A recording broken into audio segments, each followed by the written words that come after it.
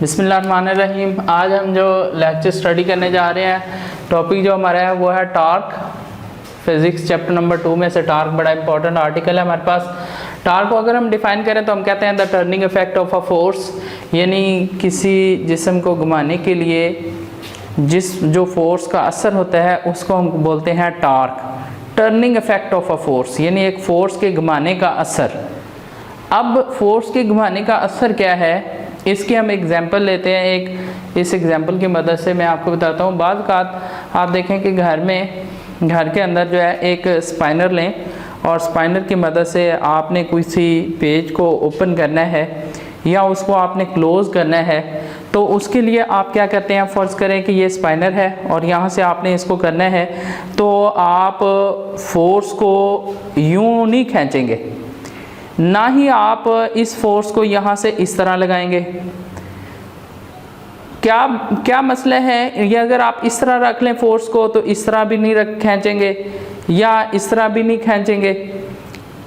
आपने जब भी इस पेज को ओपन करना है तो आप इस फोर्स को यहाँ पे रख के यूँ लगाएंगे। इस तरह से आप देख रहे हैं कि ये घूम रही है फोर्स, इस तरह से फोर्स, यानी इस सूरत में हम लीनियर फोर्स नहीं लगा रहे। आप देखें लीनियर फोर्स ऐसी फोर्स होती है जो कि एक स्ट्रेट लाइन के अंदर अमल करती है, लेकिन यहाँ पर हम जो फोर्स लगा रहे हैं वो आप देख रहे हैं, इसको नोट आप कर रहे हैं कि ये इस तरह से हम घुमा रहे हैं, इस तरह से या इस तरह से हम घुमाएंगे, या हम यानी क्लॉकवाइज इसको घुमाएंगे या एंटी क्लॉकवाइज घुमाएंगे। दोनों में से किसी एक डायरेक्शन में हम ज़रूर घुमाएंगे इसको, फोर्स को टर्न अप करेंगे तो फिर जाके ये पेज जो है वो ओपन होगा, अदरवाइज ये ओपन नहीं होगा। तो इस सूरत के अंदर, इस सूरत हाल के अंदर ये जो फोर्स जो टर्न कर रहे हैं हम फोर्स को, डेट्स कॉल्ड द टॉर्क। इस सूरत हाल के अंदर जो टर्निंग इफेक्ट होता है, ये वाला जो फोर्स का जो टर्निंग इफेक्ट है, डेट्स कॉल्ड द टॉर्क। और ये जो टार्क है, सिंपली हमारे पास दो चीज़ें हैं यहाँ पर हमें नज़र आ रहा है। एक तो आप देख रहे हैं कि ये पेज है अगर, और यहाँ पर अगर आप फोर्स एक्सर्ट कर रहे हैं, फ़र्ज़ करेंगे ब्लू मार्कर हम फोर्स एक्सर्ट कर रहे हैं इस तरह से, तो आप देखें कि ये फोर्स है, ये पॉइंट है आपके पास। तो एक तो ये फोर्स होगी, दूसरा यहाँ से लेके यहाँ तक ये डिस्टेंस है, और यहाँ आप देख रहे हैं ये इसके परपेंडिकुलर डिस्टेंस है, और that's perpendicular distance between point of axis. अगर हम कह दें कि ये हमारे पास एक्सिस ऑफ रोटेशन है जिसके गिर्द ये घूम रहा है, यानी पेज जो एक्सिस ऑफ रोटेशन है, और ये हमारे पास फोर्स की डायरेक्शन है, एक्सिस ऑफ रोटेशन, और इसके दरमियान में जो हमारे पास परपेंडिकुलर डिस्टेंस है, that's called the moment arm, यानी इसको हम मोमेंट आर्म कहते हैं। अब मैं आपको एक डायग्राम की मदद से दिखाता हूँ कि यहाँ पर देखें, ये हमारे पास है एक डायग्राम, ये हमारे पास है एक्सिस ऑफ रोटेशन, यहाँ से लाइन गुजर रही है, इसको हम कहते हैं, ये वाली लाइन जो एक्सिस ऑफ रोटेशन की लाइन है, और यहाँ पर हम क्या कर रहे हैं, फोर्स को एक्सर्ट कर रहे हैं इस तरफ या इस तरफ एक्सर्ट कर रहे हैं, फोर्स हम एक्सर्ट कर रहे हैं यहाँ पर। तो यहाँ से लेके यहाँ तक ये वाला जो परपेंडिकुलर डिस्टेंस है, यहाँ से लेके यहाँ तक इन दोनों लाइन के दरमियान ये वाला जो परपेंडिकुलर डिस्टेंस है, ये वाला, that's called the moment arm. इसको हम बोलते हैं मूवमेंट आर्म, मूवमेंट आर्म। और इसको हम नॉर्मली डिनोट करते हैं आर से डिनोट करते हैं, आर के साथ हम इसको डिनोट करते हैं। ये परपेंडिकुलर होगा तो फिर जो है ये फोर्स और ये दोनों परपेंडिकुलर होंगे, यानी हम सिंपली इसको डिफाइन ही करते हैं, the perpendicular distance between axis of rotation and line of action of force, यानी फोर्स जिस डायरेक्शन में मूव करती है वो और एक्सिस ऑफ रोटेशन के दरमियान जो परपेंडिकुलर डिस्टेंस है। इसका मतलब क्या है कि एंगल 90 डिग्री का होगा तो फिर जाके ये होगा, जैसे यहाँ पर देखें एंगल 90 डिग्री का बन रहा है हमारे पास, तो फिर ये होगा। तो इस सूरत हाल के अंदर जो है इनके ये जो टार्क प्रोड्यूस हो रहा है, यहाँ पर हमें नज़र आ रहा है कि ये मूवमेंट आर्म और फोर्स पर डिपेंड कर रहा है। लेकिन अगर फोर्स जो है और मूवमेंट आर्म जो है दोनों परपेंडिकुलर नहीं है, ये एंगल थीटा बनाते हुए एक्ट कर रही है। फॉर एग्जांपल यहाँ पर ये एक फोर्स एक्ट कर रही है, ये वाली फोर्स एक्ट कर रही है। फॉर एग्जांपल यहाँ पर मैं इस तरह से ये एक फोर्स लगा देता हूँ, तो ये अगर हमारे पास मूवमेंट आर्म है तो हम देख रहे हैं कि यहाँ पर फिर क्या होगा, ये डिपेंड करेगा एंगल थीटा पर आल्सो।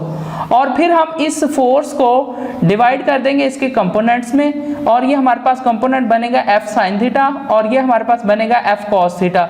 और यहाँ पर क्लियरली बात है कि ये वाला जो एफ साइन थीटा है, चूंकि हमने परपेंडिकुलर डिस्टेंस लेना है, मूवमेंट आर्म और परपेंडिकुलर फिर कौन सा हमारे पास कंपोनेंट है फोर्स का, एफ साइन थीटा, तो तो इस सूरत हाल के अंदर देखें तो हम जो टार्क है वो 3 चीज़ों पर डिपेंड कर रहा है। नंबर 1 फोर्स, मोमेंट आर्म, और नंबर 3 हमारे पास आ जाता है एंगल।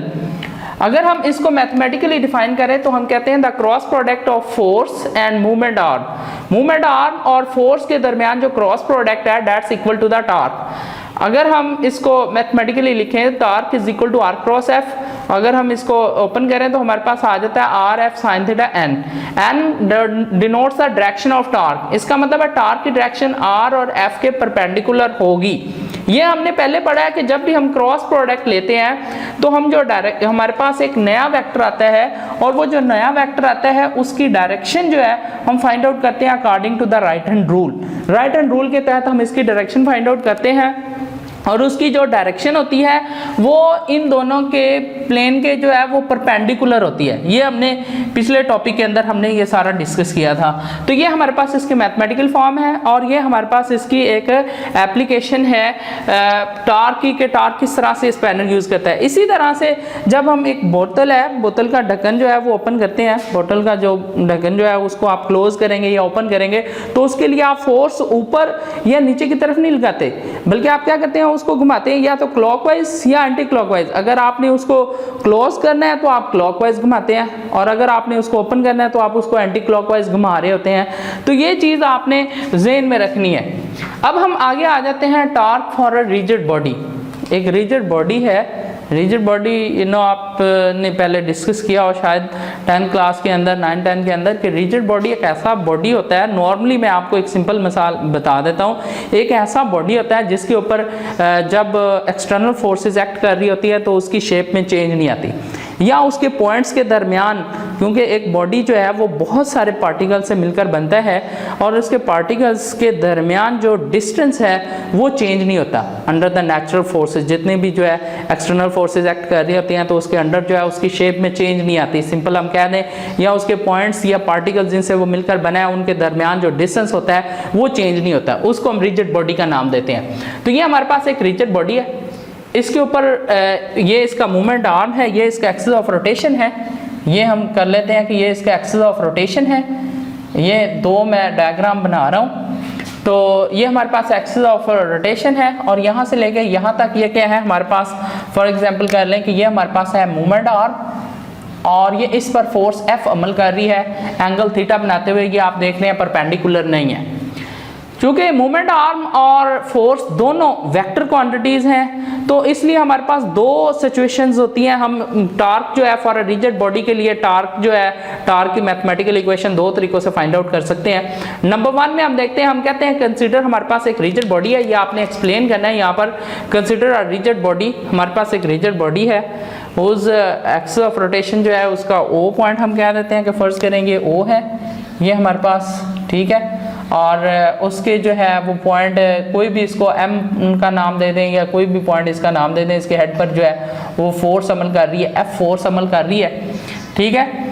और ये जो है इस फोर्स के साथ जो है ये रोटेट करता है। तो हम इसके मैथमेटिकल फॉर्म फाइंड आउट करना चाहते हैं। तो उसके लिए हमने पीछे पढ़ा है कि इसके परपेंडिकुलर कंपोनेंट, ये तो परपेंडिकुलर नहीं है तो इसके लिए फिर हम क्या करते हैं, इसके फोर्स के जो है वो कंपोनेंट्स के अंदर इसको डिवाइड करते हैं। उसके लिए हम क्या करते हैं, इसको हम थोड़ा सा आगे बढ़ा देते हैं बिल्कुल, और यहाँ से जो है वो हम इसके कंपोनेंट ड्रा करते हैं। तो हम देखते हैं कि ये जो F साइन थीटा है, ये जो Fy वाला कंपोनेंट है इसका, ये वाला जो है ये इसके परपेंडिकुलर है। तो लिहाजा टार्क जो है वो हमारे पास है, हमारे पास मूवमेंट आर्म है, यहाँ पर मूवमेंट आर्म R प्लस जो है वो हमारे पास क्या आएगा F साइन थीटा, मल्टीप्लाई करेंगे हम torque equal to R F sine theta, यानी टार्क हमारे पास आ जाएगा R F साइन थीटा। ये हमारे पास इक्वेशन बन जाती है।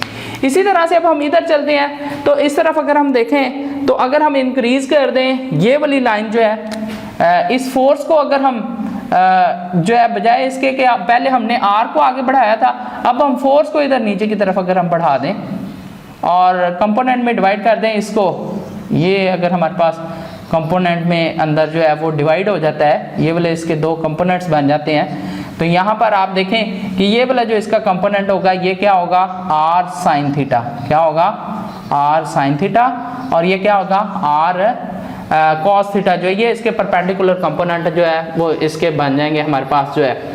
तो यहाँ पर आपको बड़ा क्लियरली नजर आ रहा है, यहाँ पर क्लियरली नजर आ रहा है कि ये जो r sin थीटा है ये फोर्स के परपेंडिकुलर है। तो यहाँ पर जो हमारे पास मैथमेटिकली फॉर्म बनने जा रही है वो क्या होगी, torque is equal to F को हम एज इट इज रखेंगे और यहाँ पर क्या आ जाएगा r sin थीटा।